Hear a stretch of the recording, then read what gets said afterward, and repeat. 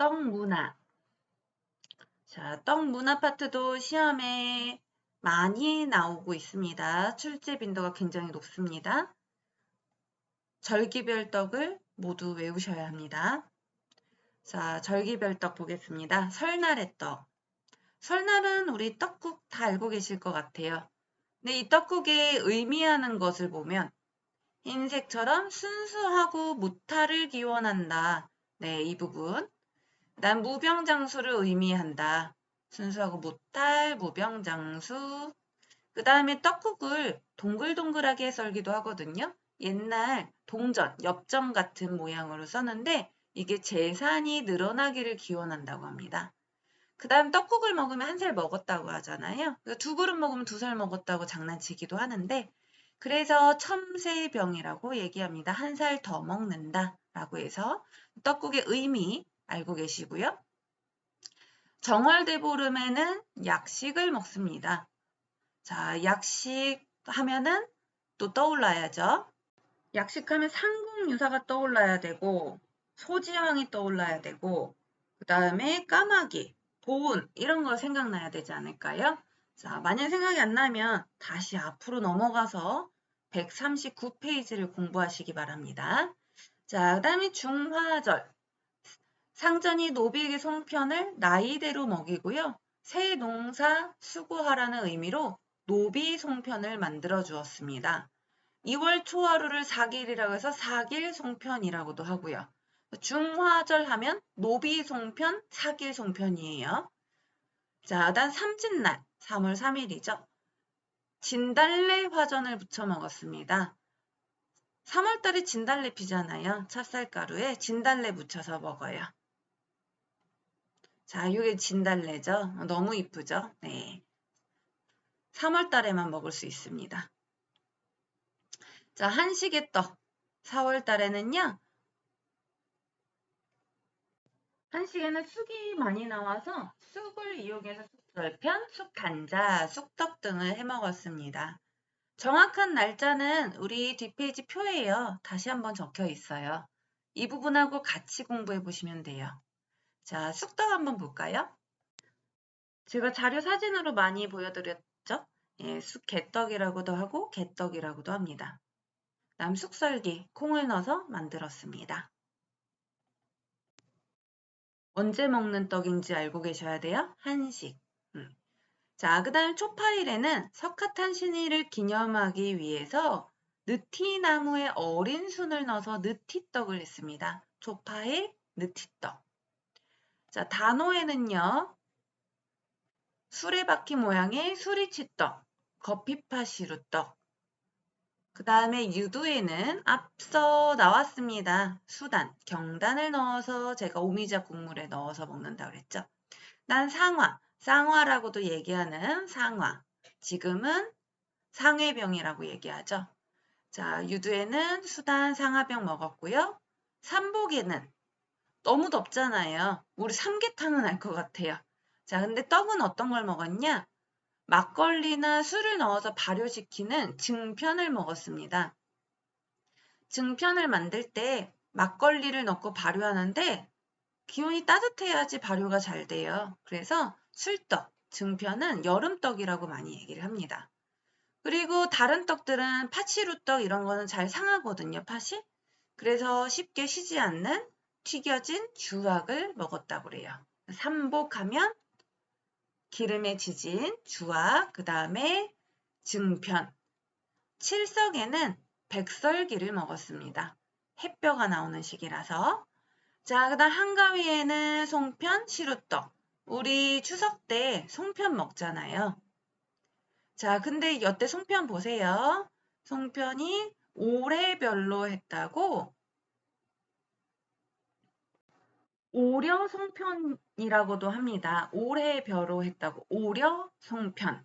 그래서 한가위 때 먹는 송편은 오려 송편입니다.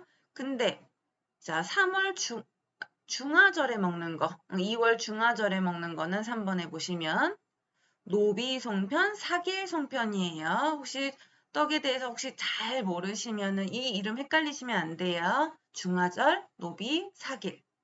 그 다음에 한가위는 오려 송편입니다. 그 다음에 중양절. 예, 구가 두 개 겹쳐서 양절이에요. 중양절. 이때는 핵곡식으로 이용해서 우리 밤, 국화 이런 것들 가을에 많이 나오잖아요. 우엉, 단호박. 예. 그래서 어쨌든 밤이나 이런 거를 이용해서 밤떡을 만들었어요. 중양절 9월에는. 그 다음에 이제 상달. 상달에는 모든 농사가 다 끝났어요. 자, 그 사이를 택해서 붉은 팥, 시루떡을 만들었습니다. 붉은 팥은 애군을 쫓는 주술적인 의미가 있기 때문에 농사 끝나고 그 사이를 택해서 만든 떡이죠. 그리고 이쯤 되면 무도 맛있어요. 예, 그래서 무를 넣어서 팥무 시루떡도 만들 수가 있습니다. 무에 수분이 있기 때문에 물을 조금 적게 잡고 떡을 만들면 떡이 만들어져요. 예, 맛있기도 하고요. 자, 그 다음 이제 동지에는 보통 팥죽을 많이 끓여 먹잖아요. 근데 동지가 음력 11월 10일 안에 있으면 애동지라고 해서 아이들한테 나쁜 일이 있다고 팥죽을 쓰지 않고 팥시루떡을 해요. 그래서 어떤 날은 애동지라서 팥시루떡을 하고 어떤 때는 팥죽을 합니다. 자, 그래서 동지에는 팥과 관련된 죽이나 떡을 먹습니다. 그 다음에 나빌에는 정화수를 떠놓고 고사를 지내요. 온시루떡과. 자, 그게 정리한 부분이 이 밑에 있는 거죠. 자, 그래서 종류별로, 절기별로 떡을 다 외워주시기 바랍니다. 여기서 시험 꼭 나옵니다. 자, 그 다음에 통과 의례와 떡. 먼저 통과 의례의 의미를 보시면 사람이 태어나서 생을 마칠 때까지 거치게 되는 중요한 의례를 말합니다. 371, 100일, 혼례, 회갑, 제례, 책례 등이 있습니다. 자, 먼저 371을 보면요. 37, 20일이잖아요. 그래서 태어난 지 21일째 되는 날을 우리는 371이라고 얘기합니다. 371 전에는 집 바깥에 금줄을 쳐서 외부인 출입을 금했어요. 만약에 이제 신생아를 외부인과 접촉이 많게 되면은 세균, 바이러스의 침입이라든지 면역력이 생기지 않았는데 좀 위험하지 않을까요? 옛 어르신들은 그런 것들을 다 알고 계셨던 것 같아요. 371이 되면 금줄을 걷어서 외부인 출입을 이제 허용합니다. 자, 그러면서 백설기를 마련해서 가족과 친지들이 나눠 먹고 그 다음 그 떡은 또 바깥으로 내보내지 않았다고 해요. 그래서 371에 먹는 떡은 백설기입니다. 딱 백설기 하나예요. 자, 백설기의 의미는 구설수에 오르지 말고 잡스러운 일에 연루되지 말라는 의미가 있고요. 정말 딱 하얀 백설기잖아요. 맵쌀떡 하얀 거. 순수하고 무구하게 크기를 바라는 의미이다. 하얗고 맑게 티 없이 자라라는 뜻이고요. 아이와 산모를 산신의 보호 아래 둔다는 신성한 의미가 있습니다. 하얀색은 이런 의미가 있어요. 자, 그 다음에 이제 태어나고 100일째 됐어요. 100에는 크고 완전한 성수 이런 숫자에는 그런 의미가 다 있나 봐요. 그래서 우리가 남자친구, 여자친구를 만나도 100일을 축하하기도 하죠. 자, 100일에는 백설기, 팥수수경단, 오색 송편, 무지개떡. 371 하면 백설기. 자, 100일에는 백설기도 먹고요. 팥수수경단, 오색 송편, 무지개떡. 색깔이 화려해지죠. 자, 팥수수경단 의미를 볼게요. 왜 이때는 팥수수경단을 먹냐? 팥은 어떤 의미라고 그랬죠? 애군을 쫓는 주술적인 의미가 있습니다. 그래서 우리가 고사떡으로도 팥, 시루떡 이런 거 많이 먹잖아요. 자, 삼신이 지켜주는 10살 이전의 나이까지 잡기가 붙지 않도록 매년 생일에 먹는 풍습이 있어요. 그래서 팥수수경단, 애군을 쫓는 의미입니다. 오색 송편은 5가지 색은 오행, 오덕, 오미, 만물의 조화를 의미하고요. 거기다 속을 꽉 채워야 돼요. 그래야 속이 꽉 찬 아이로 성장한다. 그 다음 만약 비어있다 그러면 또 포용력으로 맑게 넓게 가지라는 뜻이다. 비든 채우든 어떻게 좋은 의미를 다 붙여줘야 되겠죠. 자, 그 다음 100곳의 이웃과 떡을 나눠 먹으면 아이한테 좋다는 이야기도 있습니다. 자, 그래서 100일에 먹는 떡은 백설기 파수수경단 오색송편 무지개떡입니다. 자, 그 다음 돌에도 같아요. 자, 일단 태어난 지 만 1년 되는 날이고요. 장수와 복을 기원하며 의복을 만들어 입히고 떡과 과일을 주로 하고 이제 돌상을 차려서 돌잡이를 하죠. 백설기, 붉은 팥고물 찰수수경단, 오색송병 무지개떡까지 100일과 똑같죠. 그리고 추가로 인절미, 계피떡을 올려줍니다. 자, 무지개떡에서 오색도 오색 송편하고 마찬가지로 오색의 조화로운 사람이 되라는 의미이고요. 인절미는 찰기가 있잖아요. 찰떡으로 만들어서 끈기 있는 사람이 되라는 의미입니다. 이런 의미들도 알고 계셔야 돼요. 자, 그렇게 해서 이제 어쩌고저쩌고 해서 결혼을 하게 됐어요. 자, 혼례. 남녀가 부부의 인연을 맺는 가장 중요한 행사 중의 하나입니다. 요즘은 함을 잘 안 하는데요. 네. 옛날에는 그러니까 신랑 친구들이 함지기를 해서 그걸 싣고 오고 그랬는데, 이제 함을 어쨌든 갖고 왔어요. 그럼 그냥 놓는 게 아니라 시루 위에다 놔요. 그 시루에 뭐가 있냐? 봉채떡, 봉치떡이라는 것이 있는 겁니다. 자, 봉채떡이 뭔지 한번 사진 볼게요. 자, 이게 봉치떡, 봉채떡인데요. 파시루떡하고 비슷하게 생겼죠? 네. 자, 안에는 찹쌀떡으로 되어 있고 두 켜로 되어 있습니다.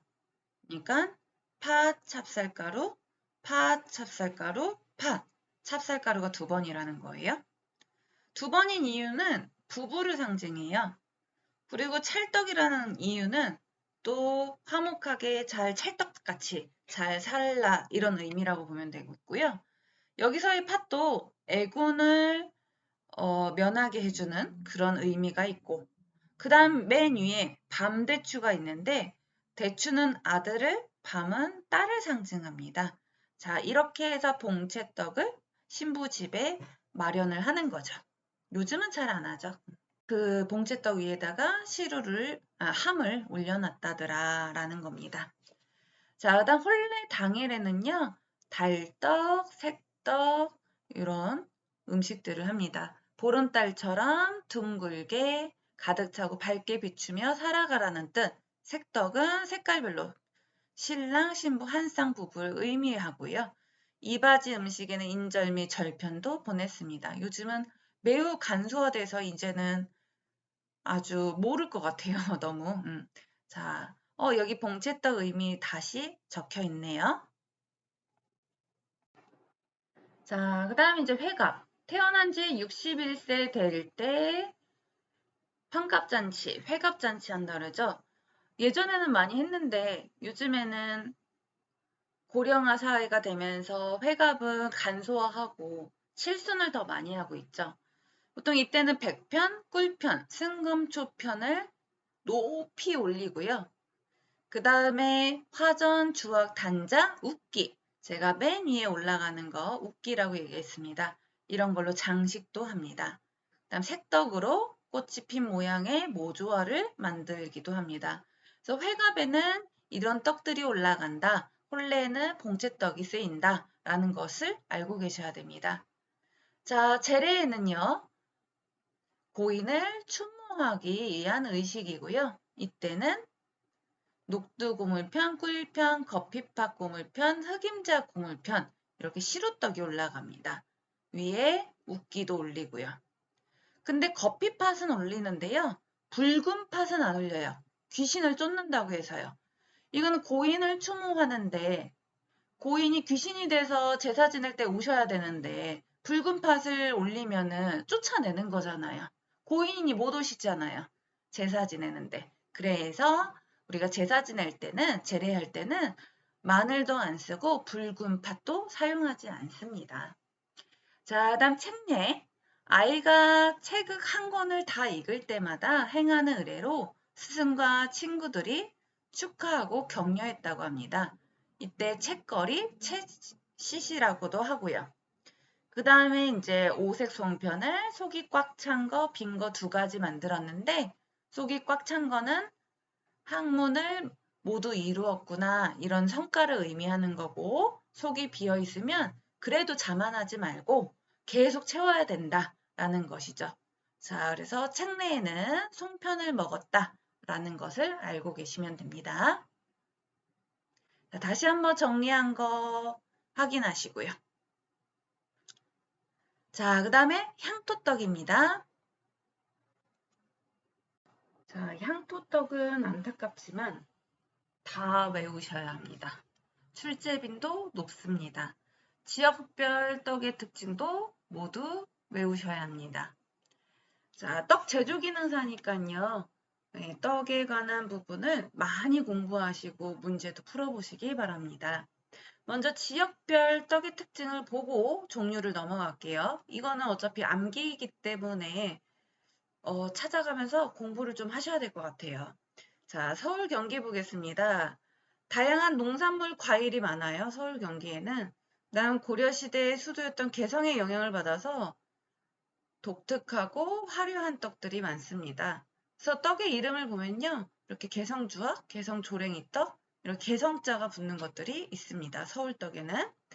강원도는 감자, 옥수수, 메밀, 도토리, 산이 많으니까 이런 거 유명한 거 아시죠? 자, 그래서 감자로 만든 감자떡, 옥수수떡들이 있고 소박하고 구수합니다. 자, 그다음 충청도는요. 양반과 서민의 떡을 구분하였습니다. 증편은 양반떡으로 맵쌀가루에 막걸리를 발효해서 만든 떡이에요. 왜냐면 그 시대에는 막걸리도 귀했으니까요. 옛날에는. 그래서 막걸리 발효해서 만든 떡, 증편, 술떡이라고 하는 거 있죠? 자, 이건 양반떡이고 충청도 떡입니다. 해장떡 우리 봤는데요. 뱃사람들이 아침에 나가기 전에 해장국과 같이 먹은 떡이다. 그래서 해장떡이라고 한다 그랬죠? 자, 그래서 충청도 떡이고요. 곤떡도 봤습니다. 색이 고와서 지치기름을 써서 색이 고와서 곤떡이라고 한다. 곤떡, 해장떡, 증편은 충청도 떡이라는 거. 그 다음에 전라도에서는요. 벼농사 영향으로 쌀이 많이 재배되고 과일 채소도 풍부해요. 그래서 사치스럽고 가지수도 엄청 많고요. 곶감 하면은 또 전라도거든요. 그래서 감을 이용한 떡들이 있고요. 그다음 화려하게 만든 꽃송편도 전라도 떡이라고 볼 수가 있습니다. 그다음 경상도는 쌀, 보리 등 농산물도 풍부하고 산간 지역에서 망개잎, 모신잎, 그다음에 유자에서 유자잎 이런 거를 활용해서 떡을 만듭니다. 그래서 경상도 떡 위에서 다시 볼게요. 자, 제주도는 벼농사보다는 밭농사예요. 그래서 수수나 차조나 이런 거 이용한 떡들이 있습니다. 우리가 제주도 가면 먹는 오메기떡, 차조가루를 이용해서 만든 제주도의 대표적인 떡입니다. 함경도는요, 북한 떡도 봐야 되나? 네, 시험에 나옵니다. 자, 춥고 벼농사가 힘들기 때문에 수숫가루로 반죽을 해서 만든 떡들이 있고요. 춥다 그랬잖아요. 그래서 얼린 감자로 만든 떡도 있습니다. 평안도는 떡이 크고 소박하고요. 황해도도 마찬가지긴 해요. 자, 그러면 떡의 종류를 한번 볼까요? 서울, 경기, 색떡, 주삼병. 죄송합니다. 이 부분 여주삼병입니다. 오타입니다. 그래서 여주 지방에서 쌀이 많이 나와서 여주삼병 떡을 지어 먹었는데 그러니까 계피떡처럼 만드는데 그 부분을 이어 만드는 떡들이에요. 그다음 개성주악 사진 보셨었죠? 경단도 있고 또 색깔별로 낸 각색 경단, 근대떡 이런 것처럼 서울의 떡은 종류도 다양하고 모양이 화려합니다. 그다음 쑥개, 쑥버무리 뭐 이런 것도 다 서울 경기떡이에요. 자, 강원도도 보면 아까 얘기했듯이 감자, 옥수수, 메밀, 그다음에 호박도 많고요. 칡, 예. 구름떡도 강원도 떡이고 또 감자 또 나오네요. 도토리도 있고 그래서 강원도 떡 네, 이렇게 외워주시고 충청도 떡은 꽃삼병 우리 시험에 나오는 새머리 떡도 충청도 떡입니다. 충청도 대추가 유명해요. 그래서 대추 약편, 해장떡, 곤떡, 충청도 떡이라고 그랬죠. 그다음 수수팥떡, 감자떡이 강원도도 먹지만 충청도에서도 많이 먹어요. 도토리떡도 마찬가지고 사과는 또 충주가 유명하죠. 그래서 사과 버무리떡, 장떡도 충청도입니다. 전라도는 감, 곶감이 유명하니까 감 종류가 굉장히 많아요. 그 다음 모신잎, 꽃송편 전라도였죠. 그 다음에 여기도 호박, 호박 시루, 여기는 호박 시루떡, 호박 매시리떡, 시리떡이 시루떡이랑 똑같아요. 복령가루로 만든 복령떡, 수리치떡, 삐삐떡은 좀 이름이 생소하죠. 저도 본 적은 없는데 띠에 어린 새순을 삘기라고 얘기하는데 그 삘기가 굉장히 달대요. 근데 옛날에는 간식거리가 없으니까 이런 거를 쪽쪽 빨아 먹었다는 거죠.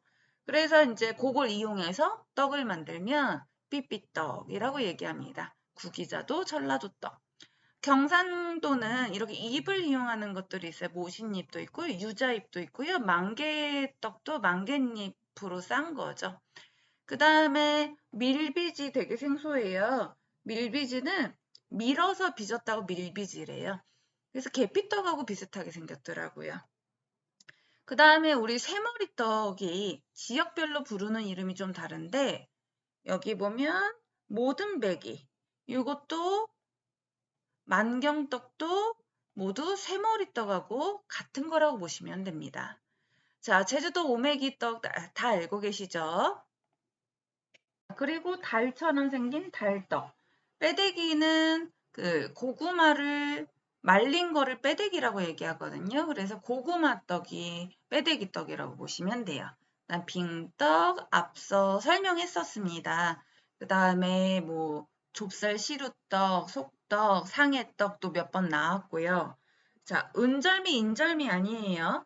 맵쌀로 만든 거예요. 인절미는 찹쌀로 만든 거고 이거는 맵쌀 익반죽 해갖고요. 네모나게 그냥 해서 솔잎 넣고 찐 거예요. 은절미, 인절미 헷갈리시면 안 돼요. 자, 그래서 제주도 떡도 봐주시고 함경도 떡, 예, 언감자 송편. 함경도가 너무 추우니까 감자가 한겨울에 얼 수 있잖아요.